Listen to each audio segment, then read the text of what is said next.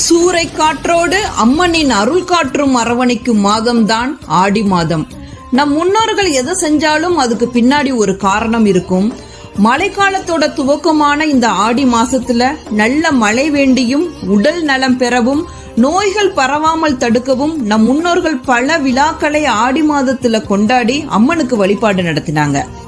ஆடி மாதம் அம்மியும் நகரும் என்பார்கள். அந்த அளவுக்கு பலத்த காற்று ஆடி மாசத்துல அடிக்கும். காற்று வழியாக தொற்று நோய் பரவும் அபாயம் உண்டு. அதை தடுப்பதற்காகத்தான் ஆடி மாதத்துல வீட்டிற்கு முன் வேப்பங்குலைகளை கட்டி வைப்பது வழக்கம்.